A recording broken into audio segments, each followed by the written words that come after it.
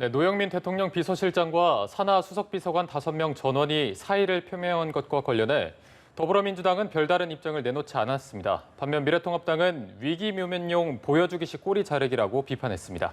네, 국회로 가보겠습니다. 박현우 기자.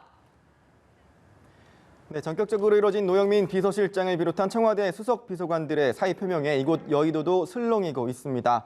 노 실장 등의 사의 표명은 최근 부동산 이슈 등 여파로 문재인 대통령과 민주당의 지지율이 떨어지고 통합당의 지지율은 반등하면서 민주당을 턱 밑까지 추격한 상황과 무관치 않아 보이는데요.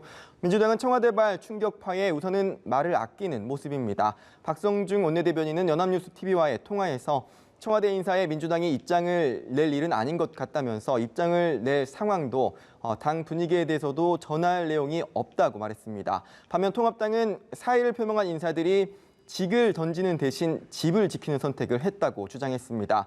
서울 강남에 고가의 아파트 2채를 가지고 있는 김조원 민정수석과 김회숙 인사수석 등 다주택자들이 사의를 표명하면서 집을 팔지 않아도 되게 됐다고 비꼰 건데요.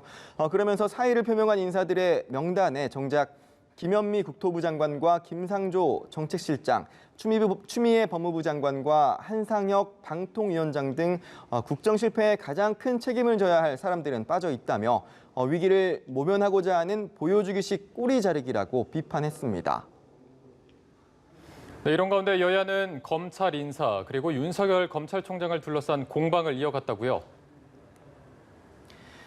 네, 민주당은 오늘도 윤석열 검찰총장을 향한 공세를 이어갔습니다. 이재정 의원은 오전 라디오에 출연해 윤 총장이 이미 정치라는 전장에 뛰어들었다며 검찰개혁 걸림돌의 상징인 윤 총장은 하루도 그 자리에 있을 면목이 없어야 한다고 주장했습니다.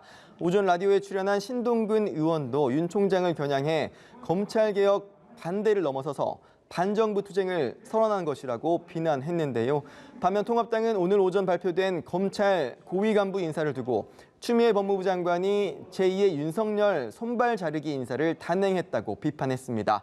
특히 이성윤 서울중앙지검장이 유임된 것을 두고는 검언유착 조작으로 온 나라를 들쑤시고 법무부와 검찰을 국민의 웃음거리로 만들어 놓은 당사자의 책임을 묻기는커녕 유임으로 치하했다면서 장관에 충성하는 검사에게 포상을 주는 사심 인사이자 마음에 들지 않는 검사는 고사시키겠다는 작심 인사라고 비판했습니다.